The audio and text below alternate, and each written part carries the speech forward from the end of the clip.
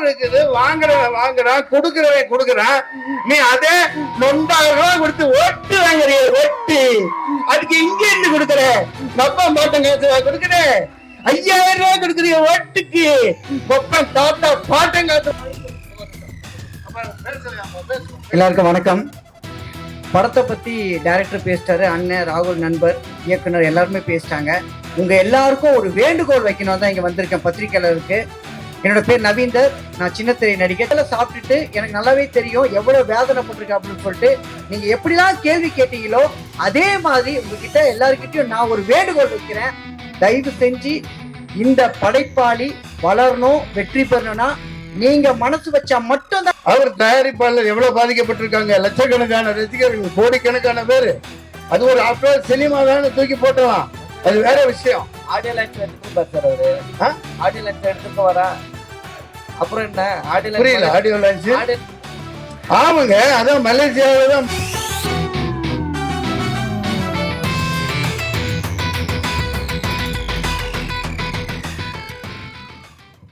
Thank you. சாலையாளர்கள் அனைவருக்கும் வணக்கம். இயக்குனர் முரளி கிருஷ் ரொம்ப கஷ்டப்பட்டு இந்த படத்தை எடுத்துருக்காங்க.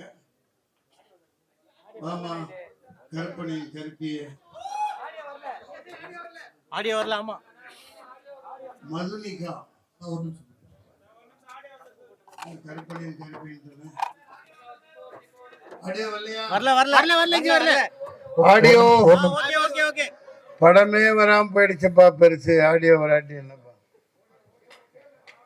ஆமா, நீ வந்தா என்ன, வராட்டி என்ன? இதெல்லாம் அந்த மாதிரி இருக்கு நாட்டில் சூழ்நிலை. ஒரு பிரியாணின்டா அப்படியே சும்மா கங்க எடுத்து போட்டு முடிஞ்ச உடனே மேலே தம் கட்டி சும்மா ஜாதிக்காயை அரைச்சி ஊற்றி சூடாக அப்படியே சும்மா அனல் பறக்க பீஸ் எடுத்து உடனே சாப்பிட்டா தான் அது பிரியாணி. 2 மாதம் ஃப்ரிட்ஜில் வச்சுருந்துட்டு அடுத்த நாள் எடுத்து சாப்பிட்டா அது பிரியாணி இல்லை. அந்த மாதிரி சினிமாவை இப்படி கஷ்டப்பட்டு எடுக்கிறாங்க. ரொம்பவும் கஷ்டப்பட்டு. இதை பார்த்திங்கன்னா அந்த கதாநாயகி சொன்னாங்க, இவர் டைரக்டர் கூட சொல்லலை, மதுனிகா சொன்னாங்க. அந்த நீங்கள் பார்த்த ஜல்லிக்கட்டு காட்சியிலெல்லாம் நிஜமாகவே கஷ்டப்பட்டு ஆளுகளை வச்சு ரொம்ப பயங்கரமாக எடுத்திருக்காங்க. ஆரம்பத்தில் பார்க்கையில் எனக்கு கொஞ்சம் என்னடா இது, நம்ம பிராங்க் ஸ்டார் ராகுல் எல்லாம் போட்டு கலாச்சிக்கிட்டு நல்லா நடிச்சிருந்தாங்க. நிறைய புதுமுக நடிகர்களை எல்லாம் அறிமுகப்படுத்தியிருக்காரு. அதுக்காக நான் பாராட்டு சொல்லணும். ரொம்ப கஷ்டப்பட்டு இப்படி எடுக்கிறவங்களையெல்லாம் ஊக்குவிக்கணும். அப்புறம் பார்த்தா பயங்கரமான செகண்ட் ஹாஃபில் அடித்து நிகழ்த்திட்டாங்க.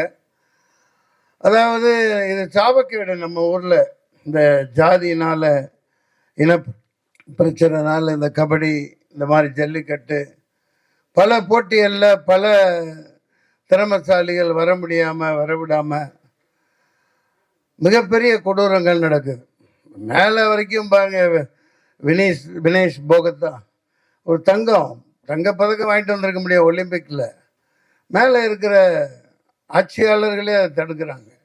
இந்த மாதிரி ஒரு சூழ்நிலை, இந்த மாதிரி ஒரு சாபக்கேடு இந்த நாட்டில் இருக்கிற வரைக்கும் இந்த நாடு உருப்படாது. எத்தனை ஆட்சிகள் வந்தாலும் சரி, எத்தனை அதிகாரங்கள் மாறினாலும் சரி, அடிமட்டத்திலேருந்து ஒரு பல்சர் மாதிரி, ஒரு கருப்பன் மாதிரி இந்த நாடு உண்மையான ஒரு ஜனநாயகத்தை இன்னும் பார்க்க முடியாத இருக்கையில் இப்படி ஒரு தவறான கைகளில் மாட்டிட்டு இருக்கையிலே ஒரு தைரியமான ஒரு கதையை அவர் எடுத்திருக்கார். அதற்காக மனந்திறந்து நான் இவரை பாராட்டுகிறேன். மிகப்பெரிய சாதனை, தைரியமாக எடுத்திருக்கார். அதை நகைச்சுவையாக சொல்லியிருக்கார். நான் அதிகம் பேச விரும்பலை. நீங்களே பார்த்துருக்கீங்க, தென் மாநிலங்களில் பல இடங்களில் இந்த ஆணவ படுகொலை, ஆணவ கொலை, ஒருத்தர் வந்துடக்கூடாது, ஒருத்தரை மட்டும் தட்டியே வச்சிருக்கணும் அப்படிங்கிற போக்கு என்னைக்கு ஒழியுதோ அப்போ தான் முந்தானத்தை நம்ம கொண்டாடின குடியரசு தினத்தின் உண்மையான அர்த்தம் நிற்கும் இந்த நாட்டில். பாபா சாஹேப் அம்பேத்கர் 7-8 பேர் சேர்ந்து எழுதுனாங்க. அந்த 2.5 வருஷமாக அங்கே ஃபின்லாண்ட், லண்டன், இங்கே போய் டென்மார்க், பல நாடுகளில் போய் 8 பேர் கொண்ட குழு. அதில் அம்பேத்கர் டிராஃப்ட்மேன் கமிட்டி லீடர். எனது கைகள் இழுக்கப்படுகின்றன, எனது கைகள் இழுத்து செல்லப்படுகின்றனெல்லாம் வேதனையாக சொன்னார். அதே மாதிரி ஒரு தடவை அமைச்சராக இருக்கையில் பாராளுமன்றத்தில் சட்டத்தை எரிச்சார். இன்னமும் அதுக்கான தேவை அதிகமாயிட்டே வருது.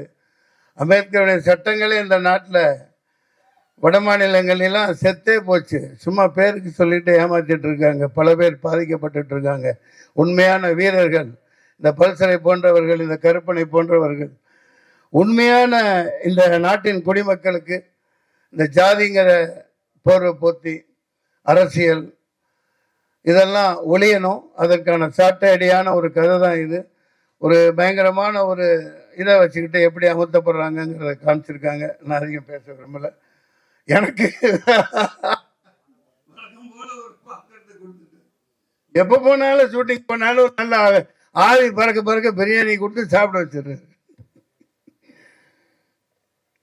படத்தில் பார்த்துருப்பீங்க, நான் சாப்பிட்டுக்கிட்டே தான் இருப்பேன். ஆமாம், அது என்ன பண்ணுறது, அது ஒன்றும் பண்ண முடியாது நம்ம. நன்றி. இந்த படத்தை நீங்கள் மக்கள்கிட்ட கொண்டு போய் சேர்க்கணும். மற்றவங்க இதை பற்றி பத்திரிக்கையாளர் யாரும் முக்கியமானவங்க பேசுனா ரொம்ப நல்லா இருக்கும். ரைட், நன்றி, வணக்கம். எடுத்து டைரக்டரா கொஞ்சம் கதாநாயகெல்லாம் பேச விடுங்க. பேசுறீங்களா? நீங்க பேசுங்க. போக 4 வார்த்தை சொல்லுங்க. மாடு முட்டுச்சு, கருப்பன் முட்டினாரா? ஐயோ சொல்ல மறந்துட்டேன். இவங்க ரொம்ப அற்புதமாக நடிச்சிருந்தாங்க. எல்லா கதாநாயகிகள் சின்ன சின்ன பாத்திரங்கள்லாம். தினேஷ் வழக்கம் போல் வர முடியல. அவர் ஒரு அற்புதமான மனிதர். நான் பாராட்டுறதுக்கெல்லாம் சொல்லலை. அவர் ஒரு நடிகருங்கிற இதே அவர்கிட்ட இருக்கார். அதை எப்படி சொல்கிறதுன்னே புரியல. அப்படி ஒரு எளிமையான மனிதர். அவர் எந்த பந்தாவோ எந்த இதுவுமே இல்லாமல் பூமியில் கால் எடுத்து வச்சு நடக்கணும்னா கூட தினேஷ் இங்கே இல்லை. பூமி கேட்டுட்டு தான் கால் வைக்கட்டுமா வேணாமான்னு கேட்டுட்டு தான். பேசுகிறதா இருந்தாலும் சரி, கதாநாயகிட்ட பேசுகிறதா இருந்தாலும் நான் பேசலாமா, இந்த வார்த்தையை யூஸ் பண்ணலாமா, அந்த மாதிரி ஒரு அடக்க ஒடுக்கமான பிள்ளை. அவர் அட்டக்கத்தின்னு தினேஷன் அறியப்பட்டார். டைரக்டர் அறிமுகப்படுத்துகிறாங்க. பெரிய பெரிய படங்கள் வந்து பெரிய அளவுக்கு போவார். அது அட்டகத்திங்கிறது நான் எப்படி பார்க்குறேன்னா அது பெரிய சாதனை பண்ணினது. கே பாலச்சந்தர் அவர்கள் ரஜினிகாந்த் அறிமுகப்படுத்தியில் சுருதி பேதம்னு தான் ஆரம்பிச்சிருப்பார். அதுதான் இப்போ இது வரைக்கும் சூப்பர் ஸ்டாராக இருக்கார். அந்த மாதிரி இந்த அட்டகத்தி தினேஷ் பெரிய ஒரு நிஜகத்தியாக மாறுவார். மக்களை குத்தாத வரைக்கும் பெரிய அளவு வருவார். நன்றி, வணக்கம்.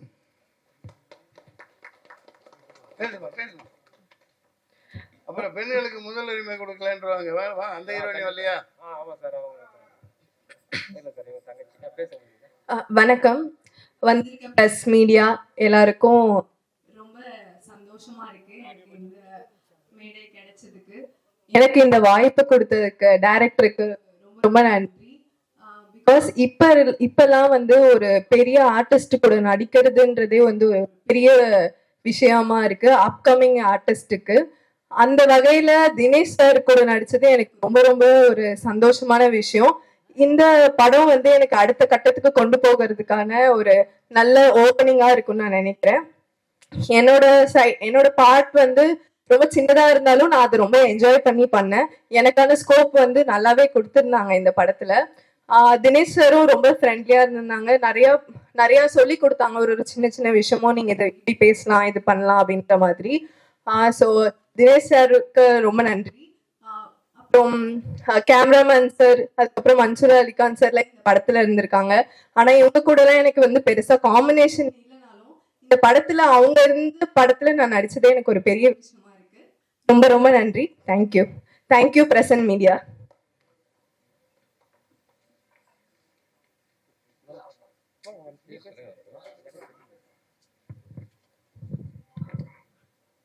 அனைவருக்கும் வணக்கம். கருப்பு பல்சர் படம் எல்லாரும் பார்த்துருப்பீங்க. வெளில வந்து தன்னோட விளையாட்டு தளத்தை 2ஆம் பகுதியில் ஒரு சீறி வரும் காளையா எப்படி ஒரு ஜல்லிக்கட்டு ஒரு விறுவிறுப்பான போட்டியாக இருக்குமோ அந்த மாதிரி 2ஆம் பாகத்தில் எல்லாரையுமே உட்கார வச்சு ரசிக்க வச்சுட்டு இந்த படம். இந்த படத்தில் நான் ஒரு கேரக்டர் பண்ணியிருக்கேன். சார் கூட தான் பண்ணேன். சார் கூட நடித்தது தான் ஃபஸ்ட்டு படம். எனக்கு ஒரு புது நடிகனாக இல்லாமல் முழு சப்போர்ட் கொடுத்தாங்க. இப்படி தாண்டா வரணும், இப்படி தாண்டா பண்ணணும் அப்படின்னாங்க. இந்த நேரத்தில் சாருக்கு நன்றி சொல்லிக்கிறேன். இந்த வாய்ப்பு கொடுத்த இயக்குனருக்கு நன்றி. இந்த படத்தை நல்லபடியாக மக்கள்கிட்ட சேர்த்து ஒரு வெற்றி படமாக ஆக்க உங்களை எல்லாரையும் வேண்டி விரும்பி கேட்டுக்கிறேன். நன்றி, வணக்கம்.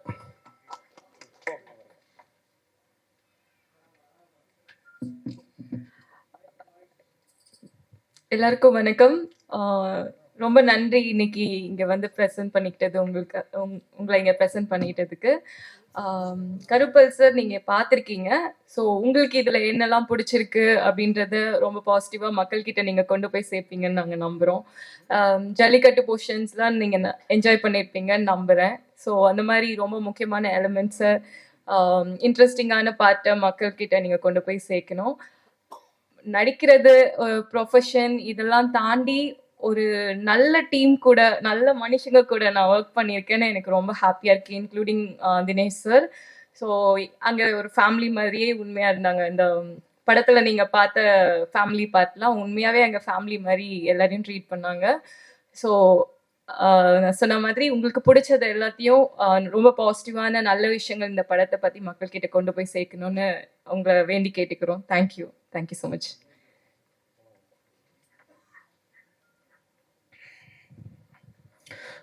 வந்திருக்க எல்லாருக்கும் வணக்கம். இந்த படத்தில் நான் வந்து மியூசிக் டைரக்டராக அறிமுகமாகிறேன். ஸோ எனக்கு வாய்ப்பு கொடுத்த director sir, executive producer and எல்லாருக்கும் ரொம்ப நன்றி. 3 பாடல்கள் பண்ணியிருக்கோம். ஒன்று வந்து கானா பாலா சார் பாடியிருக்காரு, அதுக்கப்புறம் சத்யபிரகாஷ் மெலோடி பாடியிருக்காரு, அதுக்கப்புறம் வந்து வேல்முருகன் சார் வந்து அந்த ஜல்லிக்கட்டு சாங் பாடியிருக்காரு. ஸோ சாங்ஸ் ஒன்று சீக்கிரமாக ரிலீஸ் ஆகும் நான் நம்புகிறேன். அடுத்து யூடியூப்பில் நீங்கள் பார்க்கலாம். ஸோ சப்போர்ட் பண்ணுங்கள். ஃபஸ்ட் டைம் பண்ணியிருக்கேன். ஏதாச்சும் குறைகள் இருந்தால் மன்னிச்சிடுங்க, நிறைய இருந்தால் கொஞ்சம் ரீச் பண்ணி கொடுங்க. ரொம்ப நன்றி. Thank you so much.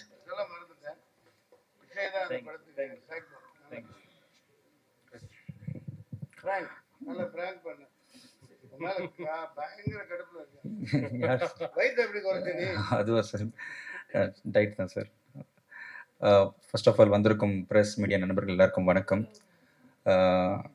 இவங்களை நான் ஃபஸ்ட் டைம் நான் மீட் பண்ணும்போது 150 இருந்தேன். உண்மையாக மச்சி தான் நான் ஃபோனில் பேசிட்டே இருப்போம். அந்த கோடம்பாக்கத்தில் ஒரு டைரக்டர் ஆகணும்னு ஆசைப்பட்டு ஒரு சுற்றிட்டு இருக்கிற ஒரு அந்த ஒரு ஹார்ட் ஒர்க்கு வேர்க்கையாக சுற்றிட்டு இருக்க ஒரு டைரக்டர் நம்ம பார்த்துருப்போம் நிறைய மூவிஸில் இருந்தாலும் சரி, இல்லை ரியல் லைஃப்பில் என்ன எக்ஸாம்பிள் நானும் அதே மாதிரி தான் ரோட்டில் சுற்றுறேன். எல்லாத்தையும் பாரத்தை எடுத்துக்கிட்டு இவர் அழுந்திருக்காரு. ஆக்சுவலி நிறைய பேருக்கு தெரியாது இந்த விஷயம். ஏன்னா அட்டுக்கத்தி அண்ணன் அவர் ரொம்ப சப்போர்ட் பண்ணியிருக்கிறாரு. நான் first time Mansoor Ali sir பார்க்குறேன். அவரும் பயங்கரமாக சப்போர்ட்டாக பண்ணு தம்பி நம்ம எல்லாம் சேர்ந்து பண்ணலாம், அந்த டைரக்டருக்கு நல்ல ஒரு புஷ்அப் கொடுக்கலான்னு சொன்னாங்க. நான் பார்த்து லைக் எப்படின்னா ஒரு வேளை தான் சாப்பிடுவார். அது எதுக்கு நான் சொல்கிறேன்னா, மச்சி இந்த படம் எப்படியாவது கொண்டு வந்துடணும் மச்சி அந்த ஒரு பயத்தில் நிறைய ஹார்ட் ஒர்க், எவ்வளோ போராட்டம் நடந்துச்சு. பட் ஃபைனலி மேட் இட் மச்சான், ஃபைனலி மேட் இட். சீரியஸ் சொல்கிறேன். ஏன்னா அந்த கஷ்டம் சினிமாக்காரங்களுக்கு எல்லாருக்கும் மட்டும் தான் தெரியும். ஏன்னா நான் அவ்வளோ பெரிய ஆள் கிடையாது. இருந்தாலும் நான் ஏன் சொல்கிறேன், நான் நேரடியாக பார்த்து தான் சொல்கிறேன். அதே மாதிரி மன்சூர் சார் நம்ம ஃபஸ்ட் டைம் நம்ம படத்தில் நான் பார்த்தேன். ரொம்ப ஸ்போர்ட்டிவாக நான் இப்படி போட்டுக்கலாமா சார் டைலாக், நல்லா தம்பி போட்டுக்கப்பா, தப்பு என்ன இருக்குது அப்படின்னு சொல்லி ஒரு குட் சப்போர்ட் பண்ணாங்க. அதே மாதிரி அட்டுக்கத் சார், இந்த நடிச்சிருக்கிற மெடல், இவங்க எல்லாருக்கும் நன்றி. நான் எப்பவுமே மேடலுக்கு நன்றி சொல்கிறேன். அதே மாதிரி ஃபஸ்ட் டைம் ப்ரெஸ் மீடியா உட்காந்துருவங்க எல்லாருக்கும் ரொம்ப நன்றி. நிறைய டைம் நான் பார்த்துருக்கேன். ஏன்னா நீங்கள் எப்போவுமே எங்களுக்கு சப்போர்ட் பண்ணிகிட்டே இருக்கீங்க. இந்த டைரக்டருக்கு சப்போர்ட் பண்ணுங்கள், இந்த மாதிரி டைரக்டர்களும் சப்போர்ட் பண்ணுங்கள். தயவுசெய்து சினிமாவை சப்போர்ட் பண்ணிட்டே இருங்க. Thank you so much for you all. Thank you.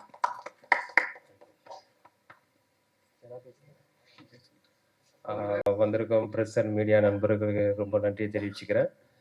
என்னுடைய ஃபர்ஸ்ட் படம் கருப்பு பல்சர்.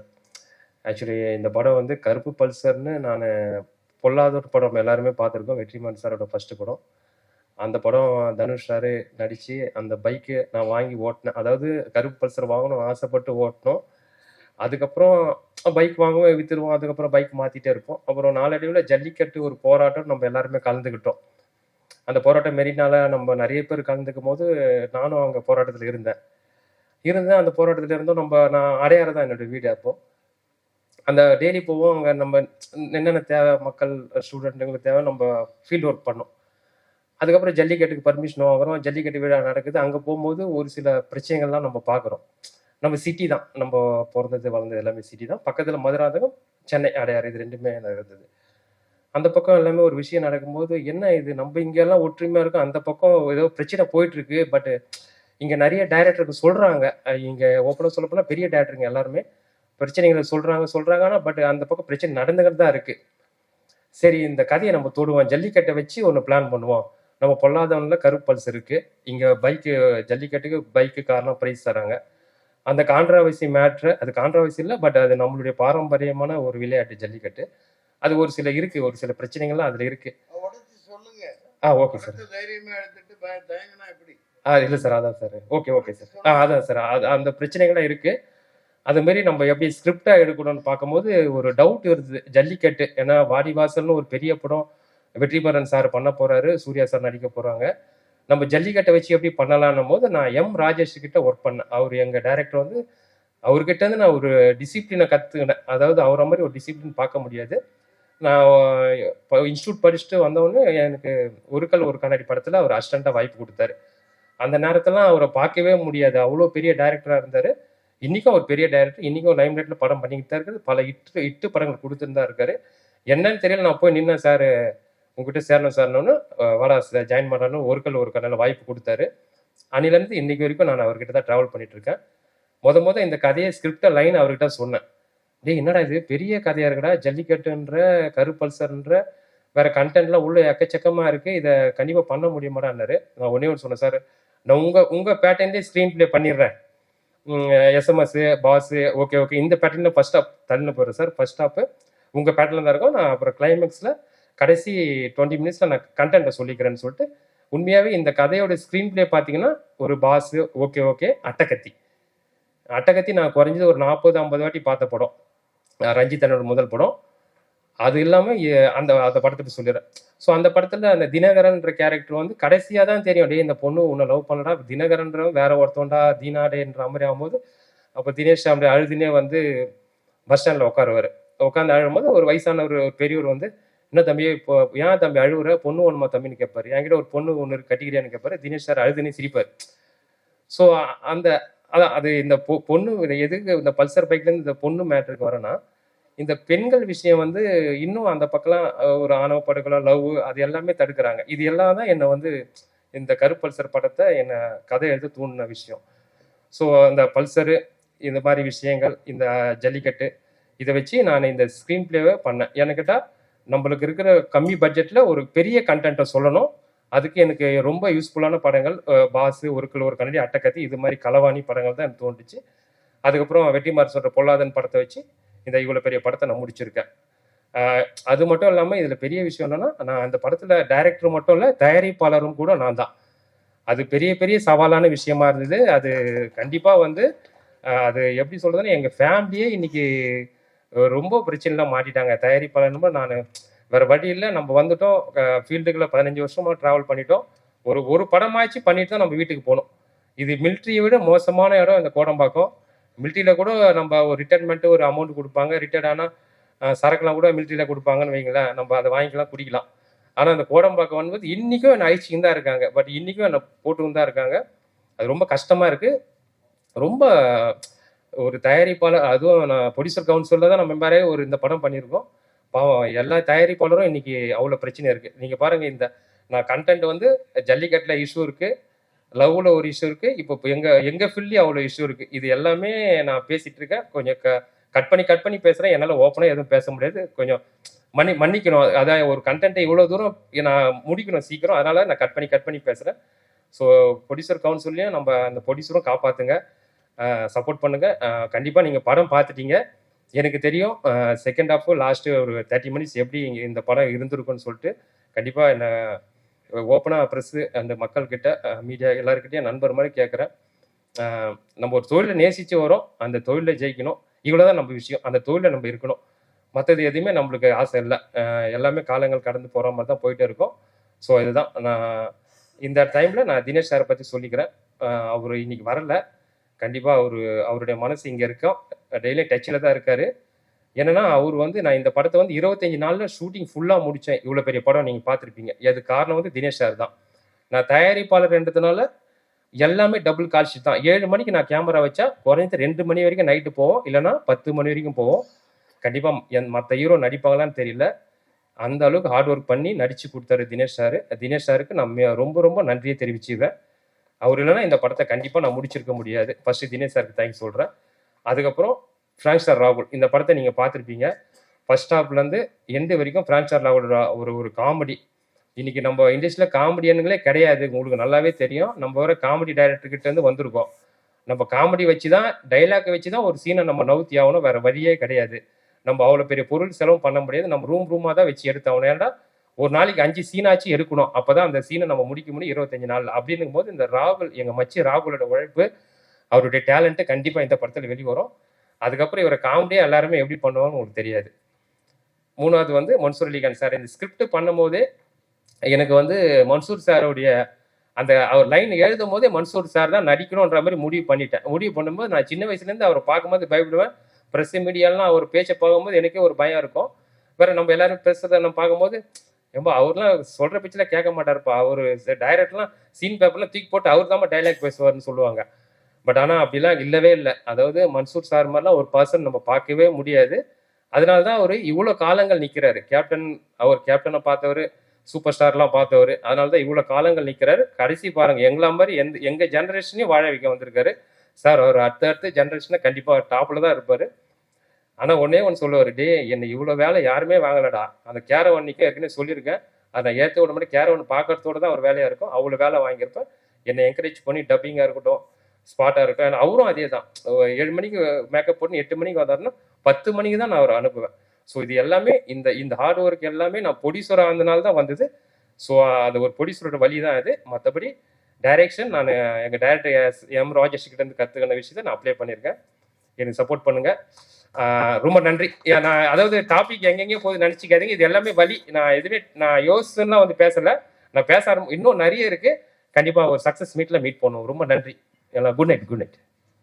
2 வரி பேசிக்கிறேன். அதான் எவ்வளோ ஒரு வழி இருந்தால் அதான் ஒரு இயக்குனர் பாருங்கள், முரளி கிரீஷ். இதை பணம் போட்டு எடுத்திருக்கேன், எப்படி இதை வெளிக்கொண்டு வந்து எடுத்து முடிக்கணும், முடிச்சுட்ட ஒரு படத்தை முடிச்சுட்டு வீட்டுக்கு போவேன்னு சொன்னீங்க. அதை நான் ஏற்றுக்க மாட்டேன், அப்படி சொல்லாதீங்க. இன்னைக்கு நிலைமை அப்படி இருக்குது. அதாவது சினிமாவை காப்பாற்ற தயாரிப்பாளர் சங்கம், நடிகர் சங்கம், இப்படி பல சங்கங்கள் பெயரளவுக்கு தான் இருக்கே தவிர சினிமாவை காப்பாற்றுறதுக்கு எதுவுமே இல்லை. இப்போ சென்சார் பாருங்கள், இப்போ விஜய் தம்பி படம், அவர் ஒரு மாஸ் ஹீரோ, மாஸ் இது டயத்துக்கு வர முடியல. பொங்கலுக்கு வராமல் என்ன பக்ரீத்துக்கு விட முடியும்? ஒரு டைம் எப்போ அது சென்சார் எல்லாம் அதுவும் இப்போ சென்ட்ரல் மயமாக்கிட்டா இது ரொம்ப கொடுமை. சென்சாருங்கிறது 4 ப்ரொடியூசர், ஃபைனான்சர் இருக்கணும், டைரக்டர் இருக்கணும், அந்த பாடியில் நடிகர், இந்த சம்பந்தமானவங்களும், சோசியல் ஆக்டிவிட்டி, சமூக சேவகர், இந்த மாதிரி தான் இருக்கணும். இண்டிபெண்ட் பாடியாக இருக்கணும். இந்த சென்சார், வெங்காயம், இந்த மசாலெல்லாம் இனிமேல் இருக்கக்கூடாதுங்கிறது என்னோட கருத்து. அப்படி இருந்தால் எந்த 2 பாடி இண்டிபெண்ட்டாக செயல்படணும். இந்த தகவலை ஏன் சொல்கிறேன்னா, ஒன்று சென்சார், சென்ட்ரல் கவர்மெண்ட், எந்த கவர்மெண்ட்டும் இருக்கக்கூடாது. இந்த சொசைட்டியை பாதுகாக்கக்கூடிய மக்கள் 10-15 பேர் இதில் இருக்கணும். எந்த அரசு தலையீடும் இருக்கக்கூடாது. அடுத்து இந்த தேர்தல் ஆணையம் அது இண்டிபெண்ட்டாக, டிஎன் சேஷன் அப்படின்னு ஒரு ஆண்மகன் இருந்த வரைக்கும் அது தேர்தல் ஆணையமாக இருந்தது. அதுக்கப்புறம் கேவலமான மொல்லமாரிங்கெல்லாம் உட்காந்துட்டு இந்த நாட்டை நாசம் பண்ணுறாங்க. இந்த படம் வெற்றிக்கு வாழ்த்துக்கள். ரொம்ப கஷ்டப்பட்டுருக்கீங்க. மக்கள் நல்லா பார்ப்பாங்க, ஆதரவு தருவாங்க. அதிக நேரம் எடுத்துக்கிட்டேன், அடுத்த காட்சிக்கு தயாராகுன்னு நினைக்கிறேன். டைரக்டர் சார் நீங்க சொன்னீங்க ஹீரோவோட மனசு இங்க இருக்கு, அவர் இல்லைன்னு. ஆனா அந்த படத்தோட பப்ளிசிட்டி, பிசினஸ் எல்லாமே ஹீரோ வச்சுதான். அவர் அன்னைக்கு பொங்கல் விழாவுக்கும் வரல, இன்னைக்கும் வரல. இன்னைக்கு வந்திருந்தா உங்களுக்கும் யூஸ்ஃபுல்லா இருக்கும். நீங்களே தயாரிப்பாளரு, இதே மாதிரி அவர் ரஞ்சித் படம் எடுத்து படத்துல நடிக்கிறாரு, இதே மாதிரி வராம இருப்பாரா? ஏன் உங்க படத்துக்கு வரல சார்? உண்மையாகவே ஒரு ரஞ்சித் அந்த படத்தில் பிஸியாக தான் சார் இருக்காரு. நான் அவரு அதாவது நான் அந்த இது சொல்ல முடியாது, அது பெரிய படங்கள் சார். நான் அதை சொல்ல முடியாது. வேட்டுவம் படத்துக்கு அவர் ஆடியோ லான்ச்சுக்கு வராரு, ப்ரெஸ் மீட்டுக்கு வராருன்னு சொல்ல முடியாது. பட் எனக்கு வந்து அவர் இங்கே வரல, உண்மைதான், எல்லாருக்கும் தெரியும். இங்கே வரல, ஒரு குறையா நீங்க சொல்ல நினைக்காதீங்க. ஆமாம், அது எனக்கு நல்ல மனிதருங்க அவர். ஒரே வார்த்தை நல்ல நடிகர். ஆனால் ஷூட்டிங்கில் என்னைக்குமே ஒரு கெட்டப்ல இருக்காருன்னு நினைக்கிறேன். அந்த படத்தோட தோற்றத்துல இருக்காரு, அது வெளியே வரக்கூடாதுன்னு. இல்ல, நீங்க கேட்ட கொஸ்டின் கண்டிப்பா 100% உண்மை. வேட்டுவம் படத்துக்கு அவர் வராம இருப்பாரா, ஆடியோ லான்ச்சுக்கு, பிரஸ் மீட்டுங்கிறது நீங்க கேட்கறது 100% உண்மை. கண்டிப்பா அது வேற. அந்த அந்த டாபிக் வேற. பட் இப்போ வந்து டிஸ்டர்ப் பண்ணாதீங்க. அவர் நல்ல மனிதர். அவர் இங்க வரல, அவரோட மனசு இங்க இருக்கும். ஒன்றும் பிரச்சனை இல்லை சார். சார் இந்த படம் எடுக்கும்போது டோரா படம் என்ன பாக்குறீங்களா? ஓகே. டோரா படம் நயன்தாரா நடிச்சாங்க. ஆமா ஆமா சார். அதுல வந்து அந்த காருக்கு வந்து ஆவி இருக்காம ஆவி நாயா இருக்கும். ஆமா. இது வந்து மாடா இருக்கு. இது எப்படி நாங்க ஏத்துக்கிறது? ஏன்னா நாங்க ஏற்கனவே அந்த படம் நாங்க பார்த்துட்டோம். இது மக்கள் வந்து எப்படி வந்து ஏத்துப்பாங்க?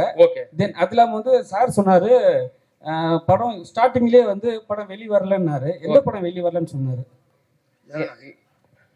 ஜனநாயகன். அதாவது வந்தாங்கன்னு நீ வராட்டி என்ன, அதாவது இது வந்து விஜய்க்கு ஆதரவாவோ எதிராவோ இது கூட புரியாட்டி நீ எப்படி ஐயா பத்திரிக்கையாளர், இது கூட புரியாட்டி எப்படி ஐயா. அதாவது நம்ம குடும்பம், சினிமாங்கில ஒரு குடும்பம், அவருக்குன்னு ஒரு மாஸ் இருக்கு.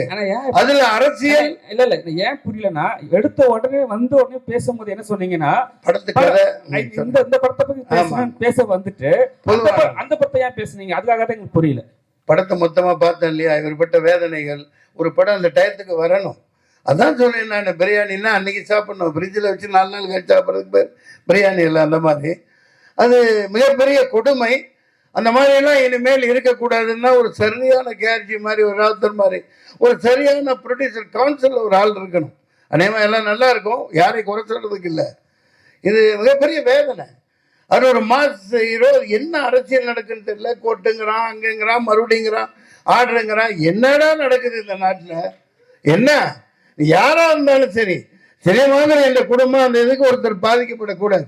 எத்தனை ப்ரொடியூசர், எத்தனை பேர், அந்த ஆள் எத்தனை ஆயிரம் கோடி போட்டிருப்பான் படம் எடுத்தவன், எத்தனை லட்சம் பேர். அந்த ஒரு பொங்கல் தான் அந்த இதுக்கு கொண்டு வரணும். அது தனி மனித சாதனையோ ஒரு ஹீரோவோட வேலையோ அதெல்லாம் கிடையாது.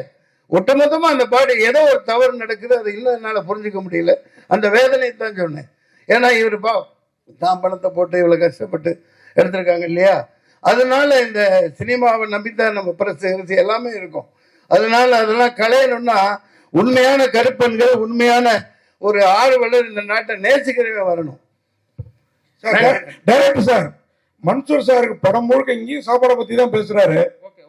படம் முழுக்க சாப்பாடு சீன் வச்சதுக்கு காரணம் இந்த மாதிரி எதுவும் பேசக்கூடாதுங்கிறதுக்காக தானே, இந்த மாதிரி எதுவும் பேசக்கூடாதுங்கிறதுக்காக தான் சாப்பாடு சீனா? இல்ல சார், அவரு அது சாப்பிடும் போது அழகா இருக்காரு. ஏன்னா அவரு நம்ம நிறைய பெரிய டைரக்டர் லோகேஷ் கனகராஜ் சார்லாம் சொல்லுவாங்க, அவரு சாப்பிட்டாலே ஒரு அழகுன்னுவாங்க. அதனால அவர் சாப்பிட வச்சது கண்டிப்பா அது கதை காலத்துக்கு நீங்க படம் பாத்தீங்க இல்லையா, அதான் ஒரு அழகு. நான் அவ்வளவு சாப்பிட்றவங்களாம் கிடையாது, சாப்பிட்ற மாதிரி நடிக்கிறது தான். அந்த காலம்லாம் போயிடுச்சு. நான் வெஜிடேரியன் மாதிரி நம்ம அதிகமா சாப்பிட முடியறது இல்லை. இல்ல படத்துல அது ஓகே சார். நீங்க சொல்றீங்க சினிமா ஒரு குடும்பம், ஒரு படம் வெளியில வரல, நம்ம சட்டத்துக்கு புறமான கருத்து இருந்தா படத்தை சென்சார் நிறுத்தி வைக்கிறதுல என்ன தப்பு இருக்கு சார்? இப்ப இந்த படத்தை இல்லையா? அப்படி நான் சொல்ல போனா சொல்லுவேன், இது வேற மாதிரி போயிடும். கேரளா பயில்ஸ், காஷ்மீர் பயில்ஸ், இப்ப இந்த வந்துட்டு இருக்க மத ரீதியான அப்பட்டமான பொய்ய சொல்லிக்கிட்டு இந்த நாட்டை நாசம் பண்ணிட்டு இருக்காங்களே, அதெல்லாம் என்ன மயிருக்கு எப்படி வந்துச்சு? இவன் என்ன தப்பு பண்ணா? என்ன பேசிட்டு இருக்கீங்க? நான் நியாயத்துக்கு குரல் கொடுக்கிறவன். நான் வந்து சாதாரண அடிப்படை தர மட்டத்துல தர லோக்கல் தான், அதைத்தான் அதை எதிர்க்கிறேன். இந்த சென்சார் ஒரு மயில வேணாண்டா, மொக்கட்ட குடுற கையில இந்த ஆட்சியே வேணான்னு தூக்கி போடுங்க. உண்மையானவர் வாங்க, 4 பத்திரிகை வாங்க, 4 சொசைட்டியில அந்த ஒரு மத ரீதியான உண்மையான ஆன்மீகவாதி 2 பேர் உட்காருங்க, சினிமாக்காரர் 4 பேர் உட்காரு, ப்ரொடியூசர் 4 பேர் உட்காரு, லிரிக்ஸ் ரைட்டர், இப்படி ஒரு 20 பேர் டீம் வைங்க. சென்ட்ரல் கவர்மெண்ட் ஒரு மயில வேணாம், நீங்க கிழிச்சதெல்லாம் போதும். நிறைய பாதிக்கப்பட்டாச்சு. நன்றி, வணக்கம் சார். சார் வாங்க, குற்ற மாதிரி இல்லை உங்களை, வாங்க இங்க வாங்க. தோருங்க இவ்வளவு நேரம் சென்சார் என்ன வேணாலும் கேட்கலாம். சென்சார் போர்டை கேட்டீங்கல்ல, நான் படம் எடுக்கிறேன்னா எனக்கு சொல்றதுக்கு உரிமை இருக்கு. வாழ்க்கை ஜனநாயகன படத்தை 2 வருஷம் தூக்கிட்டு டெல்லிக்கு பொட்டி தூக்கிட்டு அலைஞ்சேன். இந்த ஞானசேகரன் கொடுக்கல, கடைசி நான் பொட்டியை தூக்கிட்டு இப்ப மாதிரி டிஜிட்டல் கிடையாது, அது வேற காலகட்டம். நான் சமாளிச்சுட்டு வெளியே வந்துட்டேன். வாழ்க்கை ஜனநாயகம்னு படம் அது நல்லா ஓடிச்சு. ஒரே ஒரு ஷார்ட் அதுல இருந்துச்சு, இந்தியா விற்பனைக்குன்னு போட்டிருந்தேன். எது இந்தியா விற்பனைக்குன்னு போட்டிருந்தேன். நான் ஒரு காலாங்கடை வியாபாரி. அதுல மேப், உலக மேப் இருக்கும், இந்தியா மேப் இருக்கும், விற்பனைக்குன்னு போட்டு மேப் போட்டிருந்தேன். அதை தூக்குனாருன்னா தூக்க முடியாதுன்னு தக்காளி இப்ப நாட்டை நாசம் பண்ணி இந்தியாவை உண்மையிலேயே வித்துட்டு இருக்காயா. மூஞ்சியை கொண்டு போய் எங்கேயா வச்சுக்கிறது, எல்லாத்தையும் வித்துட்டாங்க. சரி சார், நம்மெல்லாம் சும்மா. சரி சார், படம் வந்துருச்சு. முன்னாடி பாருங்க 600 கிலோமீட்டர்ல என்ன கங்கா பெரிய எவ்வளவு பெரிய கிலோமீட்டர், எவ்வளவு பெரிய ரோடு, என்னாச்சு? தூக்கி அதான் நீங்க அப்படியே கொடுத்துட்டார். 70% இந்த உனக்கு, இந்த அம்பானிக்கு. என்னடா நாடாடா இது? வித்து திங்கிறாங்க எல்லாம். கேளுங்க ஐயா. இல்ல சார்,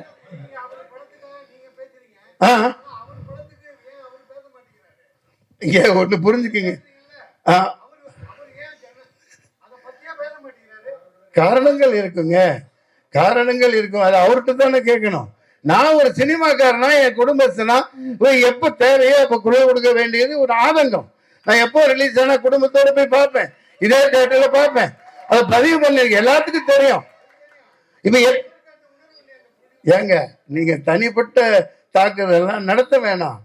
அவர் தயாரிப்பாளர் எவ்வளவு பாதிக்கப்பட்டிருக்காங்க, லட்சக்கணக்கான ரசிகர்கள், கோடிக்கணக்கான பேரு. அது ஒரு ஆப்டர் சினிமா தானே, தூக்கி போட்டலாம், அது வேற விஷயம். ஆடியோ லான்ச் எடுத்துட்டு இருப்பாரு சார் அவரு. ஆடியோ லான்ச் எடுத்துக்க வரா, அப்புறம் என்ன ஆடியோ புரியல? ஆடியோ லான்ச் ஆமாங்க, அதான் மலேசியாவில தான் மாலிக் பாய் பின்னிட்டானே, பெரிய மாலிக். மலேசியாவே தூக்கி போட்டு அது வரைக்கும் உலக சரித்திரத்தில் இல்லாத அளவுக்கு பண்ணிருக்காரு. அவர்தான் ஏழையா சார்? நீங்க குரல் கொடுத்துனுறீங்க. தமிழ்நாட்டுல நடத்திருந்தா பரவாயில்ல. நான் வந்து ஒரு ப்ரொடியூசரா அதோட பேசுறேங்க. ஆடியோ லட்ச பல கோடி போயிருக்கும். ஆமா, ஏன் தமிழ்நாட்டுல இருக்க மலேசியால போய் வைக்கிறீங்க? என்ன பேசுறீங்க? அமெரிக்கால கூட வைப்பாங்க. நம்ம தமிழ் சினிமா எங்க போயிருக்குது? துபாயில கூட வைக்கலாம். நல்லா நடந்துச்சா அங்க? என்ன பேச்சு பேசுறீங்க? டிக்கெட் விற்பனை பண்ணி தான் சார் உள்ள அலோ பண்ணாங்க. எது? டிக்கெட் வித்து தான் உள்ள. சரி, அதனால உங்களுக்கு என்ன போகுது? நீங்க ஏன் வைத்தறிச்சல் பண்றீங்க? கடைசி சின்ன படம், அது வெறுப்பு அரசியல் கூடாது. இல்ல இல்ல, கேளுங்க. நீங்க என்ன கேட்டாலும் நாக்க புடுங்கிட்டு சாவற மாதிரி கேளுங்க. சின்ன படம் தியேட்டருக்கு வரலனா நீங்க கேளுங்க. ரீ ரிலீஸ் கேடிவி மொபைல் எல்லாத்தையும் போட்டாங்கல, ரீ ரிலீஸ்க்கு தியேட்டருக்கு வரீங்க கேட்க வேண்டியதானே? இந்த படத்துக்கு யார சொல்றீங்க? என்ன சொல்றீங்க? இந்த தமிழ்நாட்டுல தான் கேக்குறேன். எந்த படத்தை? இப்ப கூட தான் கீழ மங்காத்தா போயிட்டு இருக்கு, கில்லி போயிட்டு இருக்கு. லைனா புது படங்கள் வழி விடுங்கன்னு சொல்ல வேண்டியதானே? ஏங்க இதெல்லாம் ஒரு விஷயமா? நான் கவுன்சில் இருந்தவன், நானும் தயாரிப்பாளர். நான் 11 படம் எடுத்திருக்கேன். இல்ல சார், தியேட்டர் கிடைக்கல. இப்போ அவர்கிட்ட டைரக்டர் கேக்குறாங்க, அவர் ப்ரொடியூசர். அதுதான் நண்பரே, தியேட்டர் கொடுக்க மாட்டேங்கிறாங்க, ஓடிடி கொடுக்க மாட்டேங்கிறாங்க. இதெல்லாம் சேனலைஸ் பண்ணணும். சரியான ஒரு பாடி இருக்கணும். ராணுவம் மாதிரி ஒரு நம்ம தயாரிப்பாளர்கள். ஏன்னா அவங்க தான் கடவுள்கள், அவங்க தான் முதலாளிகள். அதனால சகோதரர் கேட்டாரு, நண்பர், பழைய நண்பர் தான் அவர். நான் இவருக்கு வக்காலத்தை வாங்குறதுக்கெல்லாம் வரல, ஆதங்கம். அவர் பேச மாட்டேங்கிறாரு, பேச மாட்டேங்கிறாரு. மன்சூர் சார், அவர் 2000 ரூபாய் அவர் ரசிகர்களையும் டிக்கெட் வித்து வதைக்கிறாரு. படம் ரிலீஸ் ஆகலன்னா ப்ரொடியூசர் சாகுறாங்க. அவர் பேச மாட்டேங்கிறாரு. நீங்க எல்லாம் பேசி என்ன போகுது சார்? அவர் நாளைக்கு அரசியல்வாதியை வந்து என் உடம்புல ரத்தம் ஓடுது இல்லையா? மீடியாவே மீட் பண்ண மாட்டேங்கிறாரு சார். நிமிஷம், நீங்க 2000 ரூபாய் வாங்கிக்கிட்டு அவரு சினிமா காட்டாருன்னு சொல்றீங்க. அதுக்கு பவர் இருக்குது. வாங்குறான், கொடுக்குறான். நீ அதே 9,000 ரூபாய் கொடுத்து ஒட்டு வாங்குறிய, ஒட்டு. அதுக்கு இங்க இருந்து கொடுக்குற அப்பா பாட்டம் காசு கொடுக்குற. 5000 ரூபாய் கொடுக்குறிய ஒட்டுக்கு, ஒப்பன் தாத்தா பாட்டம் காசுவா கொடுக்குற. இவன் உழைச்சு சம்பாதிக்கிறான், சம்பாதிச்சு போட்டோம். வாங்க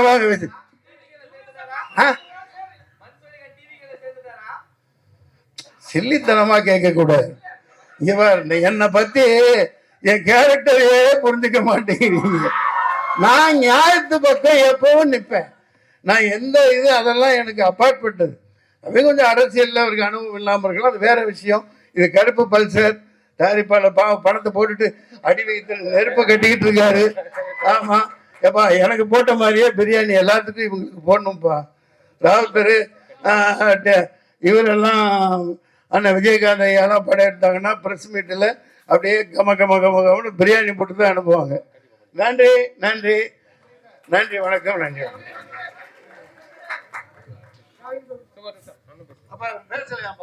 எல்லாருக்கும் வணக்கம். படத்தை பற்றி டைரக்டர் பேசிட்டாரு, அண்ணன் ராகுல் நண்பர் இயக்குனர் எல்லாருமே பேசிட்டாங்க. உங்கள் எல்லாருக்கும் ஒரு வேண்டுகோள் வைக்கணும் தான் இங்கே வந்திருக்கேன் பத்திரிக்கையாளருக்கு. என்னோட பேர் நவீந்தர், நான் சின்னத்திரை நடிகர் சங்கத்தோட செயலாளர். முரளியும் நானும் 2007-8 நண்பர்கள், திரைப்பட கல்லூரி மாணவர்கள். உங்கள் எல்லாருக்கும் ஒரே ஒரு வேண்டுகோள், முரளி வந்து ரொம்ப கோடீஸ்வரன் பணக்காரன் அந்த மாதிரி எதுவுமே கிடையாது. உங்களை மாதிரி என்ன மாதிரி சராசரியான ஒரு நபர். நாங்களாம் மதியானம் சாப்பாடு கூட அந்த நேரத்தில் கஷ்டப்பட்டுருக்காப்புல. ஆனால் இன்னைக்கு இவ்வளோ பெரிய படத்தை தயாரிச்சிருக்காப்புலன்னா பணத்தால் இல்லை, மனதால். அவர் எப்படியாவது இதை முடிக்க முடியும்னு சொல்லிட்டு ஆரம்பித்த காலத்திலேருந்து ஒருவேளை சாப்பிட்டுட்டு எனக்கு நல்லாவே தெரியும் எவ்வளோ வேதனைப்பட்டிருக்காப்புலன்னு சொல்லிட்டு நீங்கள் எப்படிலாம் கேள்வி கேட்டீங்களோ அதே மாதிரி உங்ககிட்ட எல்லாருக்கிட்டையும் நான் ஒரு வேண்டுகோள் வைக்கிறேன். தயவு செஞ்சு இந்த படைப்பாளி வளரணும், வெற்றி பெறணும்னா நீங்கள் மனசு வச்சா மட்டும்தான் நடக்கும். உங்க எல்லாருக்கிட்டையும் தயவு செஞ்சு கேட்டுக்கிறேன், இவருக்கு நீங்க சப்போர்ட் பண்ணணும். ஒரு முட்டையம்பா அண்ணன் சொன்ன மாதிரி நிறைய படம் அவர் எடுக்கணும், தயாரிப்பாளர் எடுக்கணும், வெற்றி பெறணும். அந்த படத்துல வெற்றி விழால உங்க எல்லாருக்குமே விஜயகாந்த் சார் மாதிரியே ஒரு பிரியாணி போட்டு கலக்குவாரு. நீங்க எல்லாரும் சப்போர்ட் பண்ணணும்னு சொல்லிட்டு வேண்டி கேட்டுக்கிறேன். நன்றி.